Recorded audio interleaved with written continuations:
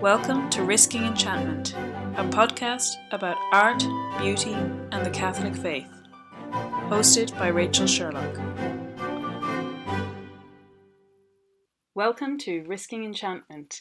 For this episode, you've got me, the host, Rachel Sherlock, and my guest this week is Maria Connolly. Woohoo! It's lovely to have you back. I'm very excited to be talking about today's theme. Yeah, we're talking about women in Tolkien. Yeah. And it's very exciting, but I will preface this by saying I think this is the most perilous situation that we've ever recorded a podcast, because in the great aspirations of being a pro-family and pro-life podcast, we are working around Maria's hectic motherly schedule, and so her young daughter is asleep downstairs having a nap.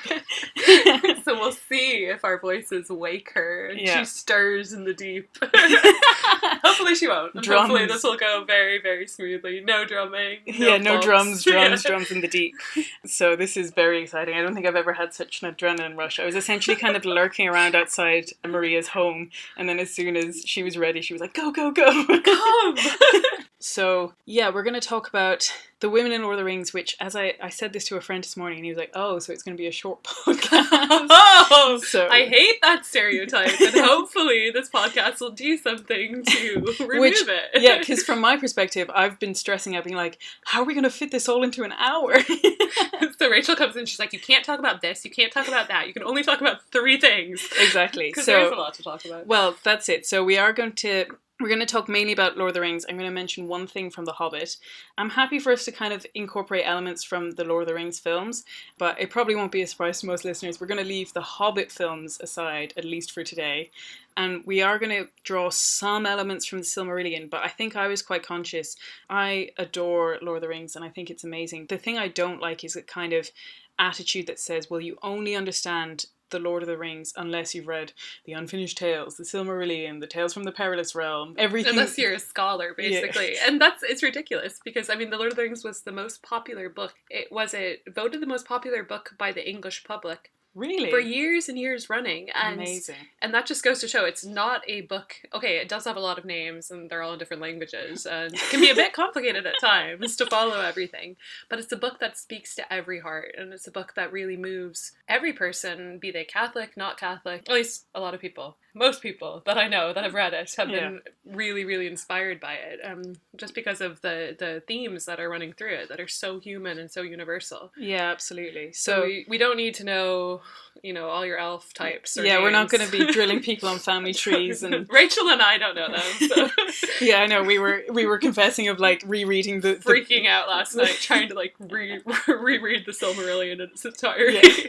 So we are gonna. There's particularly in one section we're gonna. I think hopefully we'll get the time, but we're definitely hoping to talk about Beren and Luthien, which is one of the most important stories from the Silmarillion. And just for a quick explanation, the Silmarillion is the kind of backstory or the history. Book, the book of history that sets the ground for the Lord of the Rings. So it's like a collection of short stories that Tolkien wrote. Mm-hmm. And Beren and Luthien would be the ancestors of the character Arwen, if you remember her, the elf lady in the Lord of the Rings songs. Yeah, so we're going to be talking about them in that context, but for the most part we're just going to be focusing on the Lord of the Rings itself and what the female characters in the Lord of the Rings can show us just from their presence in those books. The only other thing I wanted to kind of touch on before we launch in is that just to place this in a kind of Catholic context, because obviously this is a podcast. I probably could have very easily set up a Tolkien podcast, but this is actually a Catholic podcast. And in some ways it's kind of straightforward in the sense that Tolkien was a Catholic, and not only that, but I think he's recognised by quite a number of people as a Catholic mystic. He had a really profound understanding of both his faith and the human heart.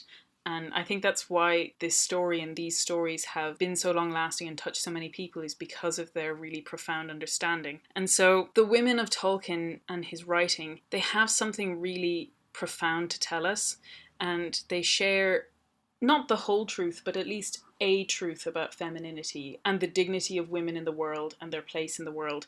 And so, like we mentioned earlier, The Lord of the Rings and all of Tolkien's work gets fairly dismissed out of hand as, at least, if not misogynistic, at least not feminist. Because, to be fair, the women are kind of few and far between. Someone mentioned to me recently, I think there's something like only 4 women named in The Hobbit, which is pretty intense. But to kind of talk about, first of all, why that was fitting and right for those books, because as much as we're going to talk about the role of women, I also would disagree. I like I said, it's not the whole truth about femininity, and I think it's wonderful to have writers who have a more female presence in their books, that, or maybe a female driven book. I think those are so wonderful and beautiful. Like as a kid, the fact that Lucy was the main character of the Lion, the Witch and the Wardrobe was so powerful to me. But I will say, I also certainly never felt, growing up or now, that I don't connect to stories because they're not about women. Right, because you can have the exact same problem that you have. You can have the imbalance on the opposite side. You can have a story that's only about women that doesn't, recognize the truth of men and manhood and their place in the world. And I'm not saying, I completely believe that we do need to have more stories that are full of women, but that doesn't make the stories that are full of men any less valuable. Yeah, and I don't think these stories would be improved by adding X number of female characters. They would be a bit odd as well, because they would be kind of anachronistic. Like, The Lord of the Rings is not set in any time in human history. Well, that's debatable, but it's not set in our world, our modern world. It's set in a time of warriors, in a time of war, in a time where evil forces are trying to destroy the known world, the civilized world, and it's the men who are going to war, they're fighting with swords and spears and shields, and all of us would recognize that most women are physically weaker in some ways than most men. So it makes sense from the point of view of it being a book about war, about great war. And even if you're looking to the sort of literary traditions that he's drawing on in order to write those books, something I was thinking about yesterday, which is about, like I said, The Hobbit has almost no women in it, but it was drawing from and we talked about, and I'm going to bring in a quote that we mentioned in the podcast on the Once a Future King, but the romance in that sense of like the kind of adventure story. But it is that adventure story which ultimately often isn't really about characters. So if you think of The Hobbit, the only person who has any real character story is Bilbo. Like you've got, and I know when they were doing the Hobbit films, that was their big problem, which is that you've got these 13 dwarves and almost all of them are identical. Even their names sound pretty identical. And, Gandalf is present and we love him, but he doesn't necessarily have any character moments that he like grows, or like in the Lord of the Rings. He's a prop for the main character. Yeah, he's exactly. He's a guide or a... And even Thorin, he has his like stubbornness and like his desires, and he kind of relents in the end and reconciles and all of those things. But those are like a couple of pages in the whole story. So, even if, I will say, even if we did have female characters in The Hobbit, they probably wouldn't be very fleshed out either, just because nobody is. But then when you could move into The Lord of the Rings, it's not the same kind of literary tradition that it's drawing from. It's much more drawing from the epics and the sagas and the epic poetry of Anglo-Saxon and Anglo-Norse, and some of the elements of even like Greek and Roman myth. But because that's what Tolkien was familiar with. That's what he taught in Oxford. That's what he studied. That was his whole his whole mythos is supported by those ancient myths. And to be like, you were talking earlier to me about the idea of the shield maiden. I don't know if you want to say anything about that. Yeah, it certainly is present, that especially in Old Norse, not quite as much in Old English, but there are warrior women, there are Valkyrie, there are women who are not motherly.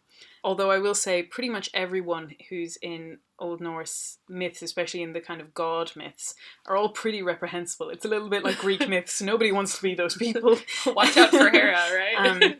But there is this desire constantly to reimagine what those cultures thought about women, but ultimately it fails every time. And like I said, I studied this in my master's, and I still see my professors tweeting about it and getting online and being like, I think there was some article recently which was like, oh, there was warrior women, and she was like, I hate to break it to you, I wish that there was this empirical fact that we could draw from, but it's like the people who try and prove that the Amazons were real. They're trying too hard to kind of bolster modern feminist theories. Yeah, and it's in very the light of the past, which you can't do. You have to look at the past as itself. Yeah, and it's anachronistic, but that doesn't mean that women were always like that stereotype of a 1950s housewife going back the whole way. Like No. they did have their own space, which might be actually quite different to what we imagine, but that doesn't mean it's our idealized version of a, you know, a Game of Thrones style warrior princess type thing. But also the other thing I was going to say is not only is he drawing from these literary traditions, but he's drawing from them to tell his own story and his own. I'm not saying he was very careful not to. The Lord of the Rings are not an autobiography in disguise at all. Or an allegory, like the Narnia books. Yes, but he is drawing from his own experiences. He was in World War One, and he had a close group of friends called the Inklings afterwards, who were his kind of world in a way, and it was a group of men. And so he's trying to say something about the camaraderie and the experience of the men. Fellowship of male friendship. Yeah, absolutely. And that isn't to say that there wasn't a powerful female presence in his life, particularly. We'll talk about his wife in 1 second, but his mother, Mabel, she was the one who converted to Catholicism, and she was kind of cast off by her family because of that, and he saw her as a martyr. She died because she developed several illnesses because she was working in very lowly positions, and after the death of his father, she had no one to support her two sons. Absolutely. And so she was a very powerful figure in his imagination and in his past. And then his wife, I mean, it's one of the crazy things about Tolkien is he writes these incredible stories, but in some ways his life was such an incredible story, and we've got that Tolkien movie coming out soon, which I'm very excited for, although I keep saying every time I see it, I'm like, oh, I know they're going to skip all of the Catholicism stuff, because it's... Well, who knows? I recently got a children's picture book about his life. Yeah. It's called John Ronald's Dragons, and I was so impressed with it, because it doesn't skip the Catholicism parts. Yes. It's a completely secular children's book, but it has a whole page on the relationship that he had with the priest who adopted him and his brother after his mother died. Yeah. And about how the artwork in the churches and his faith kind of influenced his idealism. So I can still hold out hope. You can. I shouldn't despair. Anyone who's honestly going to look at the life of Tolkien has to include that aspect. But he's a daily mass goer for years and years, Yeah. and adoration goer. Like, I mean, you can't skip that. It's a huge part, and we're going to come into how his Catholic faith informed how he portrayed women. But he has this incredible love story where they were separated because his adopted priest told him he couldn't. Yeah, and then he writes to her on midnight of his 21st birthday when he comes of age. She was already engaged to someone else. They had met when Tolkien was much younger. I think he was 19 or something. He was younger than that. Yeah, and he waited for her, but he wasn't able to contact her because he was obedient to his adopted father. So it's such a wonderful story. But at the same time, I think when you hear things like that, you can really idealize them. But the other thing that you hear about their relationship is that they bickered constantly. They had real trouble. She didn't really like Oxford. They moved to Bournemouth, where she was able to have a much stronger social life, but he really missed Oxford, and they had to make all of these sacrifices. They had 6 children together, which was 6? 5? Sorry, anyway, you can check that. Well, there's John, Michael, Christopher, Priscilla. Is there someone else? No, you're probably right. 4. But still 4 kids is a lot. Yeah, and she had to convert to Catholicism for him, but she really struggled with that. So it wasn't like he lived in this happy bubble where women did exactly what he wanted and was everything to him, and kind of. Remember, they had this incredible relationship where they were guessing, like finishing each other's sentences. No, it wasn't that. He had real women, and also I was reading yesterday that his daughter was saying that he had lots of female friends. It wasn't that he lived in this isolated bubble. And so the first quote that I'm going to pull up, which I think is really interesting, and we'll place this in a little bit of context of his writing afterwards, but I brought it up, like I said, in the podcast to do with the Once and Future King, and it's about Tolkien's view of chivalry. So he says, "The centre of romantic chivalry was not God, but imaginary deities, love and the lady. It still tends to make the lady a kind of guiding star or divinity, of the old-fashioned, his divinity equals the woman he loves, the object or reason of noble conduct.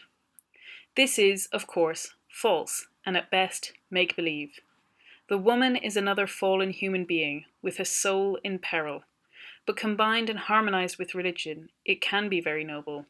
Then it produces what I suppose is still felt among those who retain even vestigary Christianity, to be the highest ideal of love between man and woman. Yet I still think it has dangers. It is not wholly true, and it is not perfectly theocentric.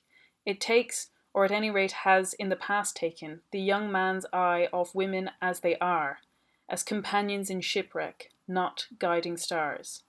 One result is for the observation of the actual to make the young man turn cynical, to forget their desires, needs, and temptations. It inculcates exaggerated notions of true love, as a fire from without, a permanent exaltation, unrelated to age, childbearing, and plain life, and unrelated to will and purpose. One result of that is to make young folk look for a love that will keep them always nice and warm in a cold world, without any effort of theirs, and the incurably romantic go on looking even in the squalor of the divorce courts. Pretty strong. Yeah, and I think that comes as a real surprise to people who read Tolkien, because he's so idealistic that it's kind of amazing that he can see through that idealism when it comes to real actual women. Yeah, that he doesn't have in his own personal view, he doesn't have that perfect idealized version of women, and that they are as much in need of the helpmates of men in order to be redeemed by God as men are of them. And I think the important context to place on this is that when he created the idea of the elven race, that they are supposed to be a heightened race. They're almost like angels. They're definitely on a higher plane than humanity. And so a lot of the women that we meet, and a lot of them are elves, do almost, in fact, I think some of them are termed that guiding star. Now, that doesn't mean that they don't have any depth. Like, we're going to go into their own struggles and their own needs for redemption and for atonement and all of those things. But it does mean that they come across as these kind of perfect idealized women. But they are very different from Tolkien's actual women in the sense of, like, if you look at someone like Éowyn, she's very, very different, very much more flawed and, I guess, nuanced than someone like Arwen. It's also worth saying that this idealism in the elves also relates to the men as well. Like, it is the whole race. And so while it is true to say that those women are, people always say, on a pedestal, but in a similar way, so are the men. It's not really problematic in that sense. Yeah, it's not unbalanced. Yeah. And so I love that quote, because it really sets up that while he's writing about these idealized women, he's not coming from a deluded mindset where he thinks that that is the reality of women. Or that that's the only place women have in the world or in men's lives, being kind of like a good example or some kind of, you know, it's very present in, well, maybe not so much anymore, but I think in the Victorian era and earlier, like the woman as the exemplar. Yeah, the ideal, that a lady, you could either be one of two things. You could either be a lady or a whore. There was nothing else. Yeah. Like, I mean, there was no middle ground. Like, you were either this perfect paragon of every virtue and every, like, feminine accomplishment. Or you were the mistress or the... or you were just a fallen woman, you know? So I think that kind of sets us up nicely. And like I said, we're on a little bit of a clog because a beautiful, non-idealized little girl is downstairs. Very human indeed. So we're going to dive straight in. And so to begin with, I'm just going to talk about, like I said, there's almost no women in The Hobbit, but the one starting point that I want to say is that because The Hobbit kind of is the beginning that flows into The Lord of the Rings. And so the beginning of all of these adventures comes a description of Bilbo. And what it says is he gets his adventurous streak from his mother's side. So it's Belladonna Took, who is the one, and it goes through, like, the Tooks were always the wilder ones, and they were the ones... unhobbitly hobbits. Yeah, exactly, and they were going on adventures. And then it says, not that she went on many adventures after she became Mrs. Bungo Baggins. I can relate to that. The biggest adventure I've been on lately is a trip to the grocery store. But that's not true. It does talk about her being happy and content in that life, but that Bilbo's adventurousness does come from his mother's side. So that beginning moment of saying that this thing where you're going to break free of your normal bounds comes from the feminine side. And it's also true for Frodo, although it's somewhat more removed. I think it's his grandmother is a Took. And so... meddlesome Tooks. Yeah, but it's always from the feminine side. So I just think that's really interesting that that's the first idea of femininity that we come across in the books. Yeah, maybe relating back to Tolkien's relationship with his mother, like what all he received from his own mother. That kind of adventurous spirit from the woman who was brave enough to leave everything, to leave her country, to leave her family, to leave her religion, her ties, to embrace the adventure that is Christianity. Yeah. And, I mean... that's a huge legacy that she left to her sons. Yeah, it is really incredible. And so that's just kind of our first little hint. And then we're going to move into The Lord of the Rings. And I think the first and kind of abiding female figure from the Fellowship of the Ring is Galadriel. Yeah. And she's such an iconic figure and so powerfully written. And again, a slightly surprising one in that she's the queen. And while she is married, it's definitely her land. Yeah. You know, and that she is the most powerful The one. Lady of the Wood. Yeah. And her characterization is so informed by, and this is where we get into Tolkien's faith, it's so informed by his view of the Virgin Mary. So like his own quote on Our Lady, he says, "Our Lady, upon which all my own small perception of beauty, both in majesty and simplicity, is founded."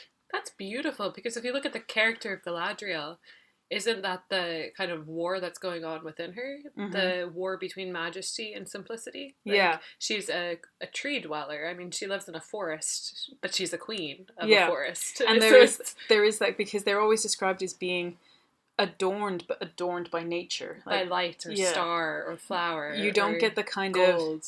You don't get the kind of frills and lace of, say, like a Victorian or Baroque era. Yeah. The elves have this kind of majestic simplicity to them that comes from themselves almost, or from their natural surroundings. Yeah, and one of the things that I picked out was that one of the most important things that I kind of really came to understand when I was researching for this podcast was that the story of Middle Earth is essentially kind of like a descending concentric circle. And like I said, we're not going to dwell too much on the outer stories, but it is important because it does set up how these archetypes work. So you kind of have the story on the most vast term, and it begins with the gods. And then the age kind of descends and it becomes the age of elves. And it doesn't have quite the scope and quite the power of the age of gods, but then you get the elves, and now we're moving into the age of men. And so you have these stories that kind of repeat the whole way down. It's almost like a long decline, which is a bit sad sounding. But yeah, but no, that's it, because even Galadriel talks about the long defeat, mm-hmm. and that is the whole story, is just this one long defeat as you move from one age it gets sort of essentially progressively worse as it gets along, but also less impressive. So as far as I know, the War of Wrath, which is in the Silmarillion, seems so much bigger in scope than the War of the Ring. And it kind of goes with like Tolkien's whole attitude towards modern progress. Like he doesn't see modern progress as a good thing in a lot of ways. Like obviously there are some good things, a lot of good things about mm-hmm. modernity, but there's also a lot of bad things, a lot of things that have taken away our humanity and our kind of capacity to be in touch with the noble and the true. And let's face it, with God, right? Yeah. Like our modern world is, for the most part, secular. Yeah. And we may be more advanced technologically or scientifically, but we've lost so much on a deeper, more humane level. Yeah. So he's kind of doing that in his stories as well. I think. And so keep going. You get these repeated tropes, or like almost essentially a repeated story. So we're going to talk about, you were saying about Arwen being a descendant of Beren and Luthien, but in some ways the story of Aragorn and Arwen is a microcosm of the story of Beren and Luthien. Or even things like in Valinor you have the white and gold trees of light, and then by the time you get to the Third Age in the Lord of the Rings you have like the withering tree of Gondor. So you have these kind of the besieged forest of Lothlorien. Yeah, or even you have the evil figure of Melkor from the Silmarillion, who's this, and in all of the drawings he essentially looks like Sauron, and Sauron is like just his minion. Sauron is just his minion, and there's Sauron being the main bad guy in the Lord of the Rings. Yeah, exactly. So when we look at these descriptions, it often happens that you have one character explained in their relationship to another character. So Galadriel, her patroness is Elbereth. And so you're given information about who Elbereth was, and she's kind of essentially the prefiguring of Galadriel. So there's this moment in Shelob's lair where Frodo has been stung, and it's this kind of calamitous moment, and he's fading away. And he calls out to Galadriel, but then he quotes the lay of Elbereth because it's in relation to her. So while this is a description of Elbereth, it's also a description of Galadriel. Does that make sense? Yeah, completely. So the quote is, "Galadriel," he said faintly, And then he heard voices far off but clear, the crying of elves as they walked under the stars in the beloved shadows of the Shire, and the music of elves as it came through his sleep in the hall of fire in the house of Elrond. Gilthoniel a Elbereth. And then his tongue was loosed, and he cried in a language he did not know.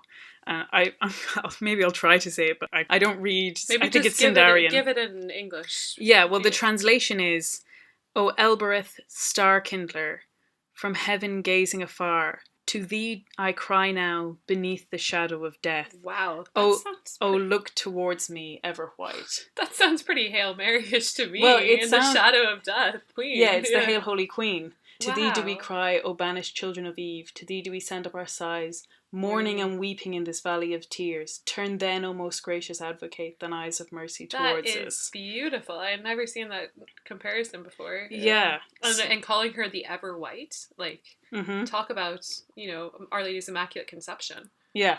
Right exactly. there. Like, I mean, it's right there. It's only in evoking these images of Mary that he's able to conjure up this figure of Galadriel, who is this good and wonderful queen. And coming back to that point that you were talking about earlier about the idealization of women and how Tolkien uses like the elven race as kind of a higher form of women, that there is something that is true in our faith and in our lives, that we can idealize one woman and we should idealize her, and she should be this pinnacle of perfection for us, and that's such a relief as a woman. I don't know about for any other women who are listening to this, but yeah, because the perfect woman isn't someone on Instagram. No, exactly. It's the mother of God. Yeah, and but the very fact that she exists gives me hope, because it both tells me that A, I am not the perfect woman, and that's okay, and I don't have to be her. I want to be her. I want to be like her.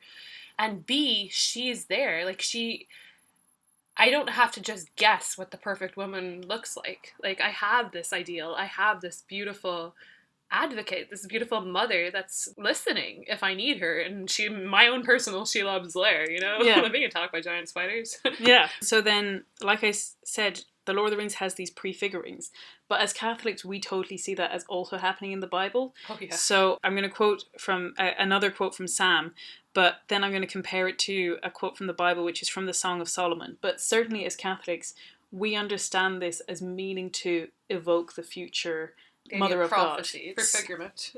So when Sam's describing Galadriel to Faramir, he says, "Beautiful she is, sir, lovely, sometimes like a great tree in flower, sometimes like a white daffodowndilly, small and slender like, hard as diamonds, soft as moonlight, warm as sun, cold as frost in the stars, proud and far off as a snow mountain, and as merry as a lass I ever saw with daisies in her hair in springtime. But that's a load of nonsense, and all wide off my mark." But this kind of doubling description where it's hard and soft or warm and cold is used quite a lot in the Bible, specifically in relating to this female figure that we see as a prefigurement of Our Lady. And so the quote, it's Song of Solomon 6:10, says, "Who is she that cometh forth as the morning rising, fair as the moon, bright as the sun, terrible as an army set in battle array?" Wow.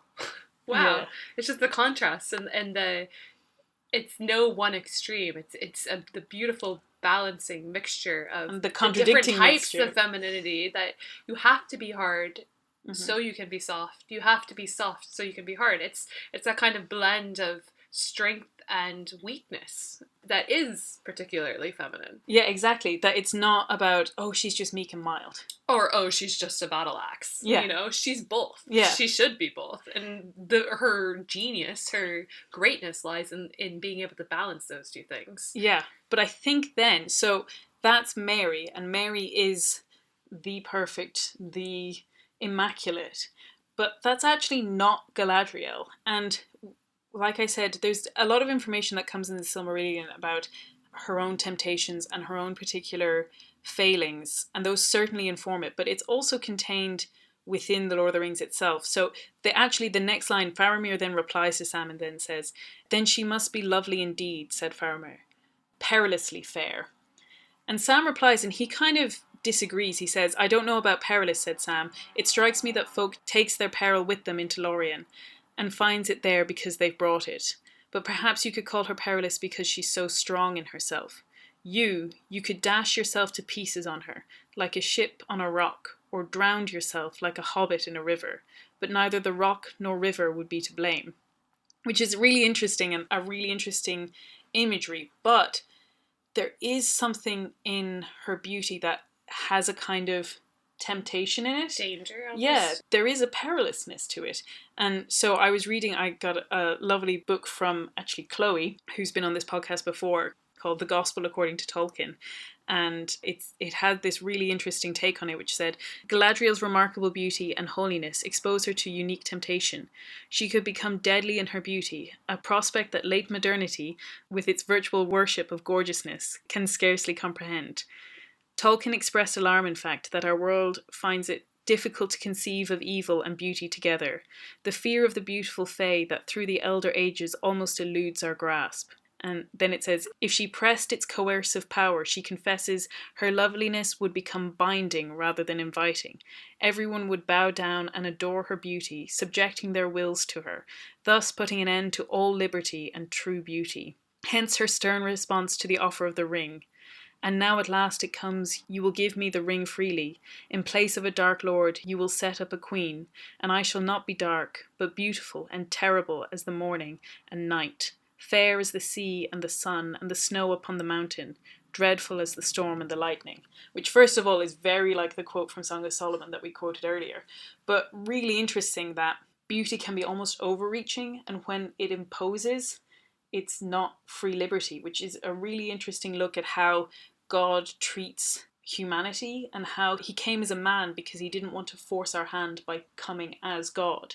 Because if we saw him as God, we would have no more free will. Yeah, exactly. So true. He comes in hidden ways and simple ways. And it just made me think while you're reading that of the whole idea of like the femme fatale, like the deadly woman with her lipstick gun and like exactly, and she's like, irresistible. She's so irresistible, and she'll kill you when she's done with you. Kind of like the idea of like the Spider Woman. Mm-hmm. I'm not like, but I think that's really, really interesting, and I think it really shows in what he says about the modern world not being able to see beauty and evil as something that often goes together is very interesting, because there is an adoration of beauty, especially for women now. I think of all the advertising and pressure placed on women in the modern world to be beautiful and to conform to a standard of beauty that the world has decided upon. Yeah. And it's that if you are not beautiful, you have no worth. That is basically what the world tells us as women. And what he's saying is that true beauty can only come with goodness. Yeah. And the context of that particular chapter that I was reading from there was saying that how the ring has its evil, but that the evil tempts you to virtue, not vice. And particularly in these scenes, so you've got that line from Gandalf, don't tempt me, Frodo, I would use this ring to do good, but through me it would wield a power too terrible and great to imagine.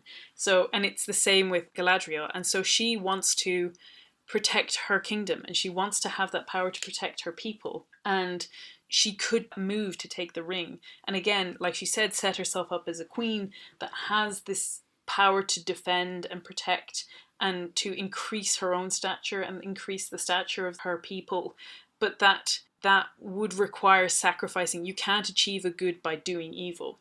Right. And so it's a really powerful moment.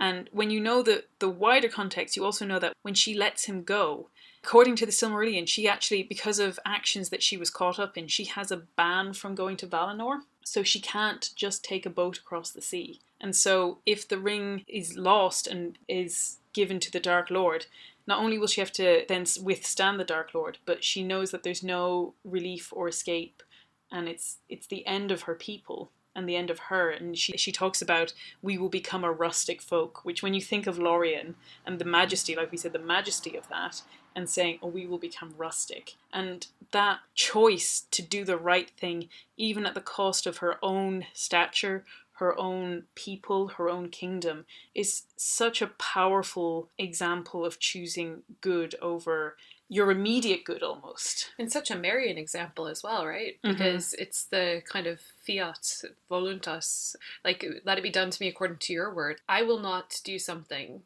that puts my will against what should be done. In the sense, I will not choose the greater power, the greater glory. I will say yes, I will accept what is happening, and I will help as much as I can, but I'm not going to place myself as the ultimate end. Which I think brings us right into Éowyn. Great. Because that is the opposite of what Éowyn does. Yeah, oh yeah, this is good. Éowyn, I just want to say that I had a long time trying to convince my husband to name our second daughter, who we're expecting at the moment, Éowyn. But he was originally in agreement. He's a big Tolkien nerd as well.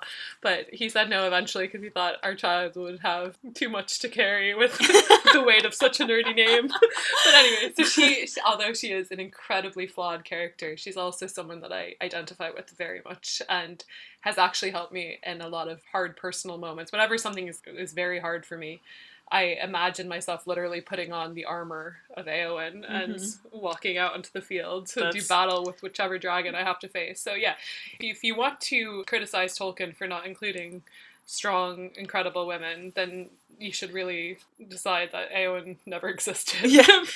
Yeah, I was going to say that. I think, to me, Éowyn is one of the most powerfully crafted female characters that I've ever read. And done in such a scarcity of words. And like done in such an incredibly... It's so concise. Nuanced, like, oh, it's incredible how he does it. Yeah. She's so real. It's not that she has endless pages. No. She just has these moments, and in these moments he tells so much. And so, just to revise that, she's the Shield Maiden, and she's spent so many years minding Theoden as he's sort of descended into kind of... Her uncle, the King of Rohan. Yeah, as he's descended into decrepitness through the machinations of Wormtongue and Saruman. And once he's kind of free, this coincides with her meeting Aragorn, and it stirs within her, because it's interesting, it does actually say, Éomer, her brother, says... Aragorn describes her as being like touched by a frost, and Éomer says she had not been touched by a frost until she saw you. So the two things are very linked, but she kind of has this real defiance at having to have been this carer and having to stay in this particular role. And so she's yearning and desiring and has this deep-seated desire to be part of the fight, be a warrior, and do great deeds. Yeah. But the interesting thing is that I think some criticisms say that in order to achieve her destiny, she has to pretend to be a man, because that's what she does. She dresses up as a man and then she enters into the fight. But I think they're really missing the actual criticism that Tolkien kind of has of her. And it's not to say, he's not saying that she is incapable of fighting. On the contrary, I mean, she's the one that saves her uncle at the last moment. I know he's already doomed, but she's the one that slays the king of the Nazgul. Yeah, I mean, and it describes her as like slender and as firm as steel. Like that moment where she stands up to the Nazgul. Yeah, it's not that she doesn't have a physical capability of doing it. It's not that she is lacking in courage or in any of the virtues that Tolkien gives to men traditionally at all. Like, she has all of those things and more. Like, she's a hero. She's noble. And so Tolkien isn't saying that women don't have a place on the battlefield because all women are physically incapable of being there. But he is saying that, first of all, I think there's a really interesting indictment of battle in there, because he went through World War One. And if you really understand World War One, you understand it as the moment when the glamour of war failed. That it wasn't a heroic moment. It wasn't meeting on a battlefield with your claymore and your tartan swirling in the breeze and, you know, like hand-to-hand combat with the enemy. I know that kind of warfare is not idealistic either, but it was no longer personal. It was a slaughterhouse. Yeah, and so in some ways, because of that, he saw all war for what it really was. So while that was the kind of example where people lost their idealized version of war, but he kind of looks at it retrospectively almost and says, well, war essentially has always been like that. This is just on such a mass scale. But also that war, especially World War One, was literally just about who can outdo the other in terms of body count. The only reason you were there were to be one body, alive or dead, up on the other person. You know, how long can you withstand by just throwing people at this? It was such a carnage. We just can't even comprehend the idea of how many people were lost every single day in World War One. And I thought it was really interesting that this actually, going back to what the Once and Future King podcast that I've been kind of referencing, is that T.H. White has this really interesting take on it as well, which informs it, which says, something of the new ideal of the Round Table, which was to be born in pain, something about doing a hateful and dangerous action for the sake of decency, for they knew that the fight was to be fought in blood and death without reward. They would get nothing but the unmarketable conscience of having done what they ought to do in spite of fear, something which wicked people have often debased by calling it glory with too much sentiment, but which is glory all the same. So obviously that's T.H. White and not Tolkien, but they share that kind of sentiment, which is that it is glorious. There is a nobility in laying down your life for the things that you love, but the experience of it is not glorious. And so she has this desire to be part of that. And I think it's really interesting that people see this as saying, well, she wants to not be in the role of a woman. She wants to step out and not just be at home. But that wasn't actually what she was being asked to do. She was being asked to be the leader of everyone who remained. The steward of her people. She was being asked to lead them to safety, to basically rule in the place of all the men who had to go to war. And, and it is interesting from Tolkien's experience as well, because who was left behind during the war? The women, and who kept everything going during the war? The women. So I think he probably had a deeper appreciation for that than maybe some modern people have, that there is such a thing as different roles in different times, and sometimes we can idealize one and forget the importance of the other, and that's the problem. Not that there are different roles. It's just the way we see them. And so she's given this duty in the Two Towers, and then it's supposed to continue on into the Return of the King until she kind of defies it. But Hama, who's Theoden's kind of right-hand man, suggests that she should be the leader. So he says, she is fearless and high-hearted. All love her. Let her be as lord to the Aerlingus while we are gone. It shall be so, said Theoden. Let the heralds announce to the folk that the Lady Éowyn will lead them. Like, that's no... She's not staying home to be, a stay-at-home mom, sorry, but that's no lowly position. No. And so what she's really infuriated about is the fact that she's not allowed to fight. It's not about not having status. It's not about not having power, mission or power, because she has the power over all of her people. And so it's not about that. It's only about the fact that she wants to be part of these glorious deeds and to be remembered. So actually, coming back to that book that I mentioned earlier, The Gospel According to Tolkien, it has this section which is talking about prudence and imprudence. So it says, to lack prudence and wisdom is to act foolishly and thoughtlessly, seeking merely one's own good rather than the good of friends and the larger community. Tolkien deftly discloses such imprudence at work in the otherwise admirable character of Éowyn. She chafes at the restrictions that her gender has forced upon her. She does not want to be relegated to the role of protector and steward in the absence of King Theoden and his warriors. She possesses the bravery of even the most valiant men, and she wants it to be fully realised and recognised in her role as Shield Maiden. And then it has this extended quote, but I think it's such an important quote that I do want to quote it in full. So, this is between Aragorn and Éowyn. Aragorn is about to head out onto what everyone else perceives as a suicide mission to walk the paths of the dead. And Éowyn is begging to go with him. And he says, your duty is with your people, he answered. Too often have I heard of duty, she cried. Am I not of the house of Eorl? A shield maiden and not a dry nurse. I have waited on faltering feet long enough. Since they falter no longer, it seems, may I not now spend my life as I will? Few may do that with honour, he answered. But as for you, lady, did you not accept the charge to govern the people until their lord's return? If you had not been chosen, then some marshal or captain would have been sent in the same place, and he could not ride away from his charge, were he weary of it or no. Shall I always be chosen, she said bitterly. Shall I always be left behind when the riders depart, to mind the house while they win renown, and to find food and beds when they return? A time may come, he said, when none will return. Then there will be need of valour without renown, for none shall remember the deeds that are done in the last defence of your homes. Yet the deeds will not be the less valiant because they are unpraised. And she answered, all your words are but to say you are a woman, and your part is in the house. But when the men have died in battle and honour, you have leave to be burned in the house, for the men will need it no more. But I am of the house of Eorl, and not a serving woman. I can ride and wield blade, and I do not fear either pain or death. "What do you fear, lady?" he asked.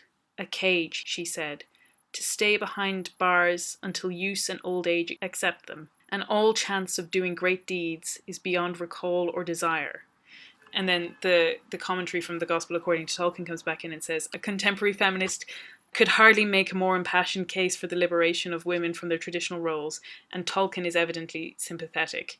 And I think we'll come back to the rest of that quote, but I just think to take a moment for us to discuss that, that's such an incredible, like, there is a criticism in there. She is seeking only her own good.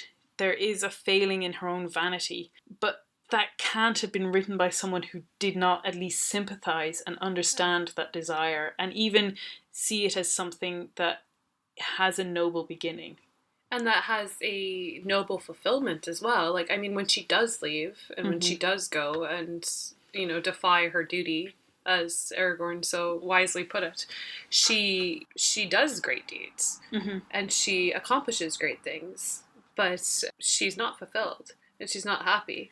Well, I also think that there's a really interesting point that I read, which was saying that her slaying the Nazgul, it's an example of the justice of God that comes in the form of mercy. So that she is... when she's made a choice that's not necessarily the most noble or the best. Yeah, that God grants her the mercy. Good. And obviously God in our sense is outside of the world of Middle-earth, but that sense that there is a force that allows her to do something great and truly great and noble.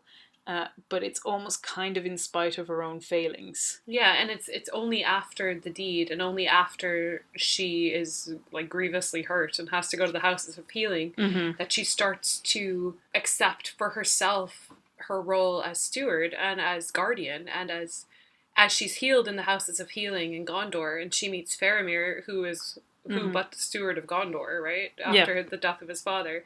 And she realizes that this is the man she loves, and it's not Aragorn, because she never loved Aragorn as a man. She loved him as a figure, as a figurehead. She needs to come to the realization that she does have a specific place in the world. She does have a specific role, and she is free to choose it or not to choose it. But in choosing it, she finds healing and peace and fulfillment. Yeah. And that I think is the crux of the matter, because our roles and our duty and our places, I'm speaking both as men and women, should never be imposed upon us. They should never be something that we have to suffer, because when we're suffering them, we become bitter and we become incapable of fulfilling them. We become, you know, truncated versions of what we could be. And that doesn't mean that they don't exist anymore. I think today's society doesn't understand that we all have things that we have to do. I mean, on one level, we do understand that, because everybody knows they have to go to work so they can pay the bills. I mean, that's reality. And if you don't, and if you defy that and step out of that, well, sorry, you're going to end up homeless or, worse, you have to fulfill certain stereotypes or certain obligations. But you can do it in any way you choose. You can do it in a bitter, resisting way, or you can do it in a fulfilled, understanding way, which is what I think is deep down vocation as well, right? Yeah. Because we're all called to different roles and different duties, and I'm not saying that there is a set role for women and a set role for men at all, but I am saying that there's such a thing as duty and role and belonging and calling, and there's such a thing as obligation. Yeah. And we have to be able to choose that obligation, or else we won't fulfill it. And also that because as Aragorn describes, there's a whole wealth of men who are elderly perhaps, or children or women who are left behind. And do they not deserve the kind of strong protector that Éowyn is? Right, who are they left with? Exactly. That question is never answered. And I mean, speaking as a stay-at-home mom, I can really identify with her, because I can live my life in one of two ways. I can say, oh, I'm being forced to not do anything with my life because I have a kid and I need to take care of her, and I am bound to her diaper changing and her nap time. Or I can say, this is my choice, because this is love and this is fulfillment, and this is the way that God has made for me to become a shield maiden, to do great things, so and it's really telling that. So both Aragorn says in that segment that he doesn't go into battle for renown, but because he has to do it, it is out of duty that he goes on this quest. And it's interesting then that she falls in love later with Faramir, and Faramir's duty-filled man. Well, but also he's the one with that famous quote that says, "I do not love the bright sword for its sharpness, nor the arrow for its swiftness, nor the warrior for his glory. I love only that which they defend." And that is beautiful, because that goes into like the understanding that you were talking about earlier as well to me, about Tolkien's understanding of what is actually greater. Is it glory? Is it nobility? Is it high, bright, sparkling elven kingdoms? Or is it the Shire? You know? Is it the everyday? You go with that, Rachel, because I thought that was a really good point. Well, it kind of struck me, it was in the context of some other things that I was reading, but that he is saying that in some ways there is a truth to say that, she should want to be at home. But in some ways that's because his reflection is that everyone should want to be, and that the only reason you would go out to fight and the only reason that you should want to be engaged in these battles and these quote-unquote heroic deeds is because they are in defense of a better life, and that better life is the life at home for both men and women. The Hobbits seem to have their priorities a bit more straight in this regard. So all they want is to get home to their strawberries in the Shire. Like, that's all they want. But that's exactly it. So in some ways we have this very polarized notion of the roles of men and women, and men go to work and women stay home.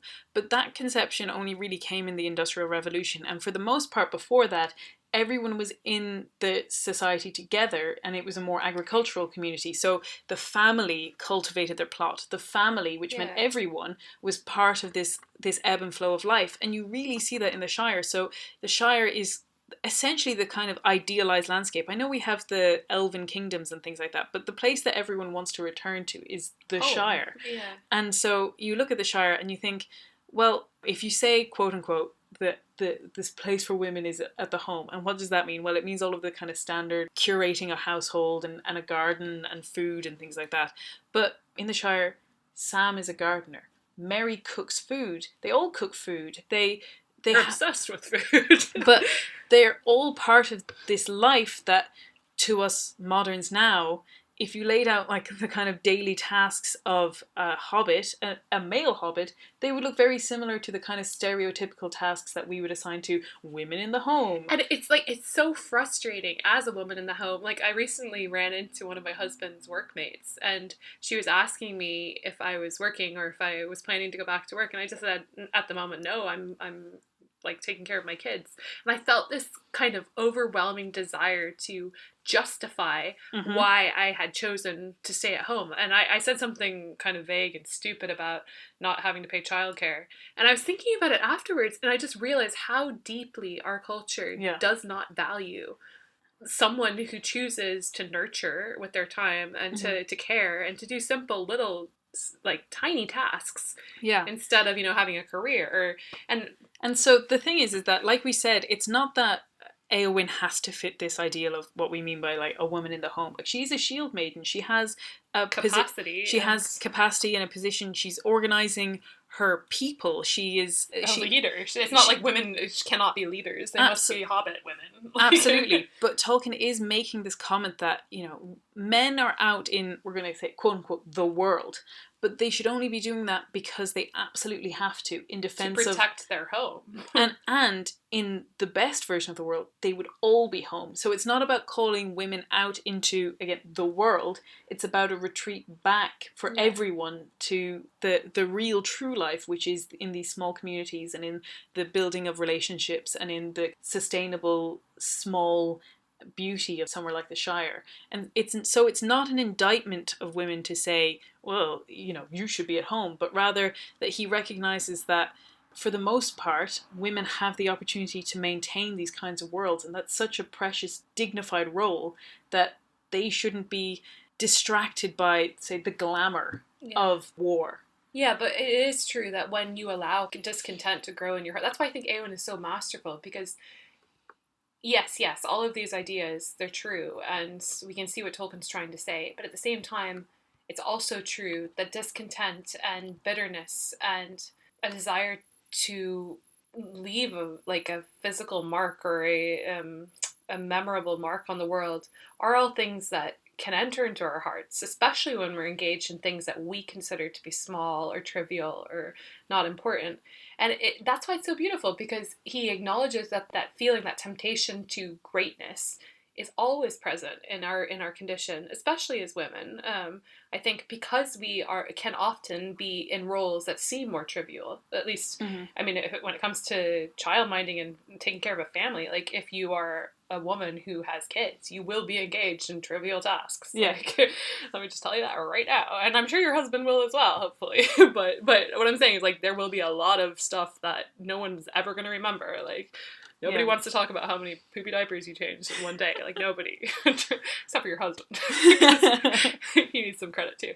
But anyway. I think we're going to have to... We could talk about Éowyn all day, but we're already running long on this. So I'm going to make one really short point and another kind of duo of women that feature in these stories, and then we'll move on to Arwen. But I'll make this point really quickly, which is that there is actually a female villainess in the story, and that she also has a prefigurement in the Silmarillion, and that is Shelob.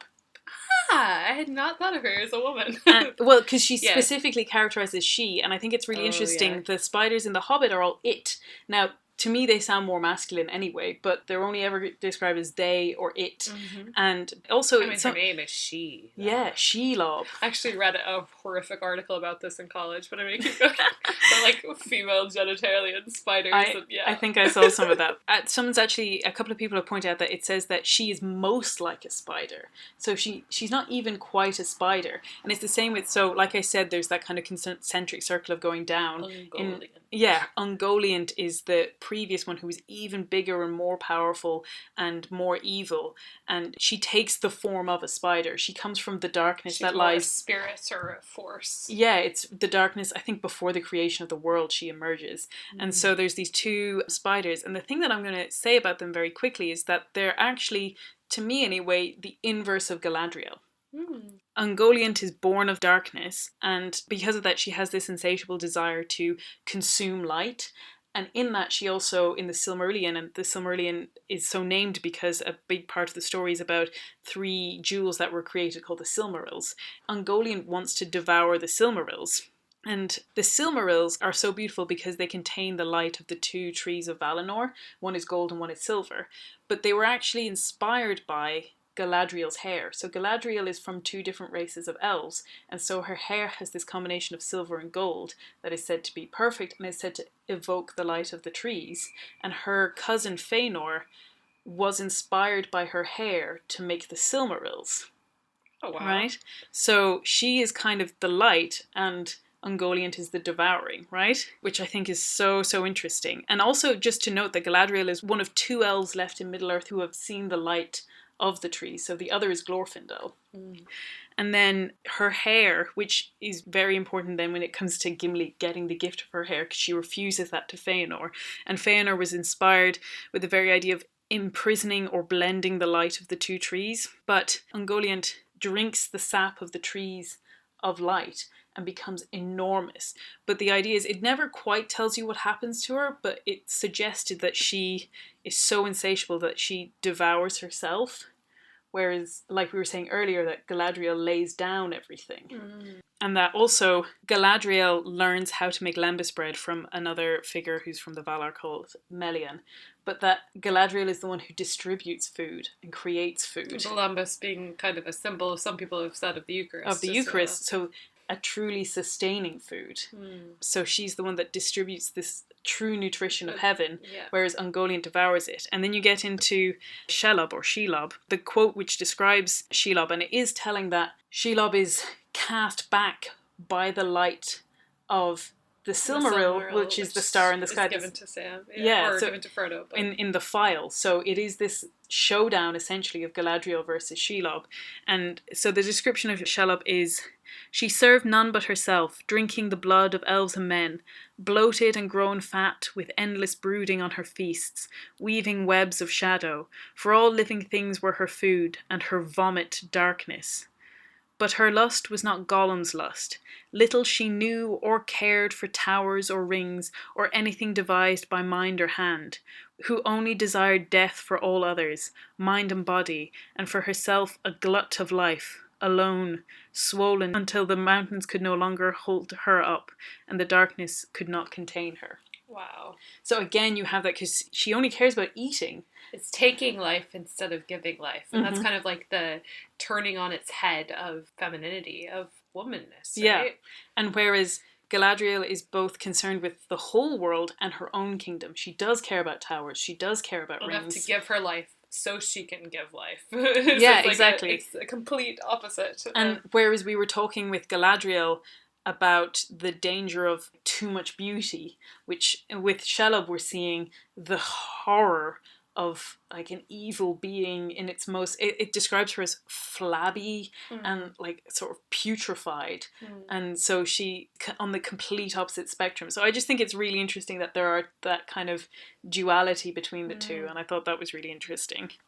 But then, unfortunately, we have to keep moving. Like I said to my friend, there's so much you can talk about. But to round off, I think we're going to talk about Arwen. And to understand Arwen, you kind of have to understand her in the light of Beren and Luthien. And it's also important to understand that the story of Beren and Luthien is probably the most important story to Tolkien, at least emotionally, which was that it represented him and his wife, and he used to refer to them as Beren and Luthien, and on their graves it says Beren and Luthien. And the initial love story, that moment where Beren sees Luthien dancing in a grove of hemlock and singing, is inspired by a real event that happened with him and his soon-to-be wife. Or I think actually it was just after they were newlywed. The fact that Arwen is a descendant of Luthien is very telling, because it indicates the kind of respect and love that he has for her. And for Aragorn as well. Because, Yeah. I mean, Aragorn gets to marry her. So. But I just think, I mean, the crux of those two stories lie in the fact that it's a gift of self, a taking on of mortality, of weakness, of death, so that the other will live, and so that they can be together. And I think we underestimate, because in some ways it's not quite as drawn out and as explained in the story. I mean, the whole story of Aragorn and Arwen is in the appendices. Like, he tried to fit it into the narrative of the story a bunch of times and he just couldn't. And in fact, when I was researching this, I had PDFs of the books open and I searched for Arwen in the Two Towers, and the word Arwen is not in there. So she's really only a marginal figure in the actual stories. But that doesn't mean, because he gives her this legacy, it gives a kind of weight to her character that is so important. So I don't know if you want... You read both... I read the Silmarillion version, and Maria read the Silmarillion and the newly released Beren and Luthien book, which goes through the different stages of the story's development. Yeah, it's quite interesting because it has slightly different versions throughout, as Tolkien wrote it. So Beren and Luthien, Beren is, in the final version that makes it into the Silmarillion, he is a mortal man who falls in love with an elf, not just an elf princess who's dancing in the forest. And there's my daughter crying. So do you want to keep telling the story? And I'll get sure. her? Yeah. So he meets her in the realm of her father and her mother, and falls in love with her there, but essentially has to make an oath that he will not marry her until he has taken the Silmaril, which we've talked about earlier, and presented it to her father, which has a kind of doom around it. There is essentially a kind of curse on those who would try to claim the Silmarils for themselves. And so that begins this really tragic story where he is bound by this oath, and even when they have a first attempt and it fails, and Luthien kind of says, we can wander the world without the oath fulfilled, and we can essentially run from the oath that you made, which will mean that you will probably live longer, or that we can try again and to claim the Silmaril, and so take on this dangerous task. And it's so heartbreaking, and it's such an incredible story. And the description, again, it's quite a Marian image. Luthien is described as black hair and dressed in blue, which I think most Catholics will recognise as the typical description or the typical statue of Our Lady. And I've got the quote here. So it says, "For Luthien was the most beautiful of all the children of Ilúvatar. Blue was her raiment, as the unclouded heaven. But her eyes were grey as starlit evening. Her mantle was sewn with golden flowers, but her hair was dark as the shadows of twilight, as the light upon the leaves of the trees, as the voice of clear waters, as the stars above the mists of the world. Such was her glory and her loveliness, and in her face was a shining light. And then when you get to the story of Aragorn and Arwen, when Aragorn sees her, he actually says, I thought I had wandered into a dream because I was singing the lay of Luthien, and then essentially Luthien appeared before me. I saw you when you looked like Luthien. And Arwen says, I've heard that before. She is my ancestor. And so this image of her as the kind of beautiful Luthien is so important, but it also conveys her doom, because she follows, like I've been saying this whole podcast, she follows that trope of duplicating a story that was held on a grander scale beforehand. And so she accepts, in order to be with Aragorn, just as Luthien, she has to accept the mortality of men. And like I said, this is kind of explained in The Lord of the Rings, but there is a little bit more information in the Silmarillion which says that the elves can dwell in the land of Valinor in essentially a kind of eternal bliss, and they can stay there forever. But that actually doesn't make it heaven, and that death is actually described as the gift that the god who is in the world of Middle-earth, it's the gift that he gives to men, because when they die, they can move to this plane that's closer to God, that is heaven, that as we would understand it. And so when elves give up their immortality, it means that they will never rejoin any of their family, any of their loved ones who dwell in Valinor. Her loved ones will never die, and so they will never reach heaven. And so it is a permanent separation.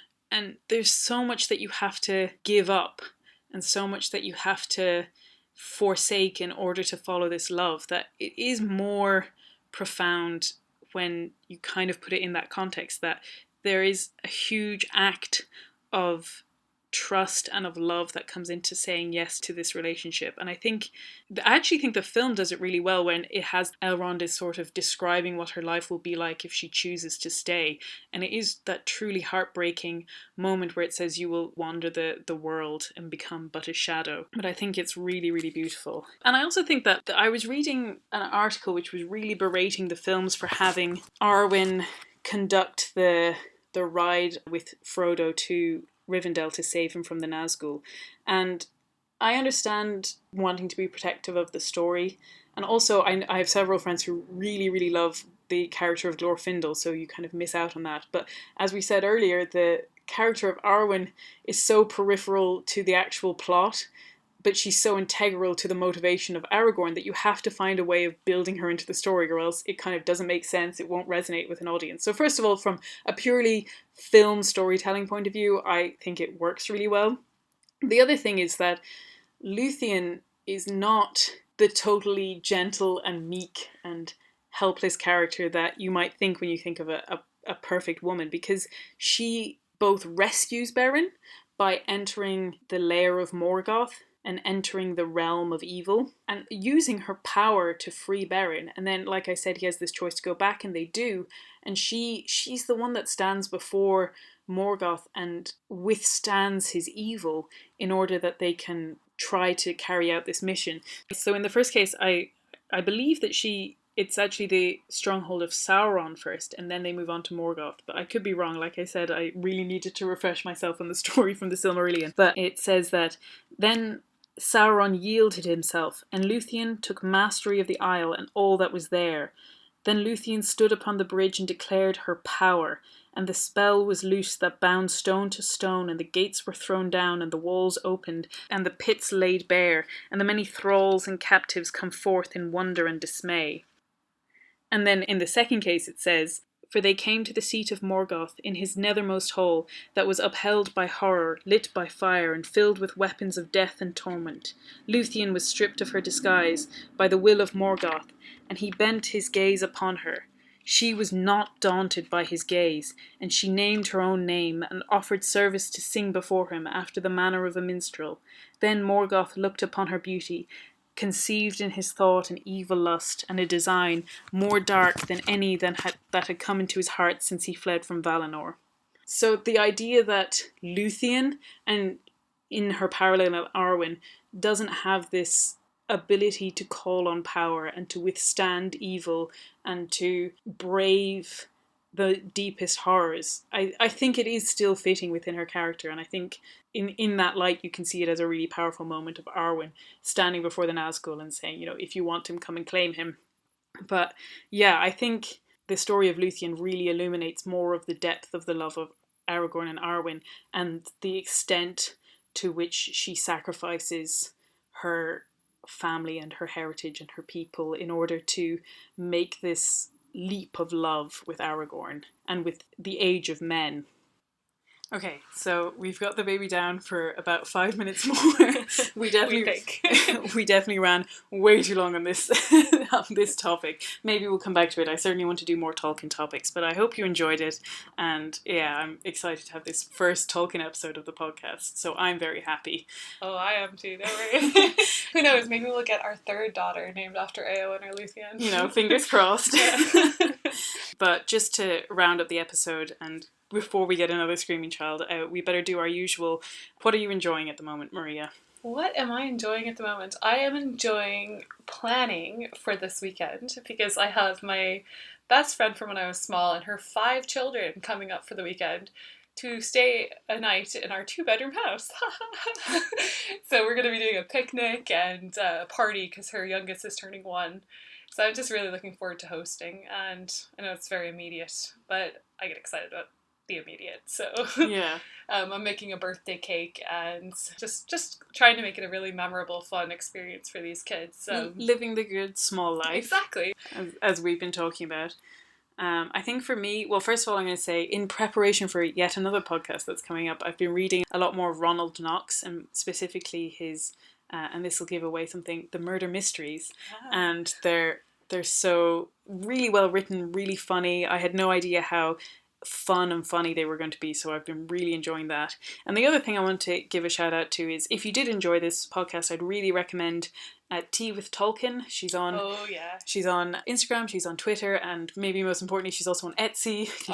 She does. Her shop is closed down for the moment, but I think she has a pop-up shop. So she does like Tolkien inspired books as well, and all kinds of paraphernalia, and she's great. And she has her own podcast on all things Tolkien, so I thought she's the expert if you want Tolkien. So I thought we'd just give a little shout out to her. And I guess that'll be it for this time, so thanks very much for joining us. As usual, please do rate, subscribe, send us a review, send me a message on Instagram or Twitter or anything like that, and because we'd really love to hear from any of our listeners. And other than that, I think we just have to say goodbye. See you next time.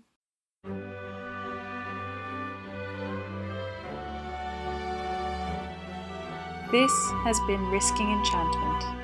Music by Kevin MacLeod. You can follow me on Instagram and Twitter with the handle @SeekingWatson. And you can find out more about me and the podcast at rachelsherlock.com. Thank you and God bless.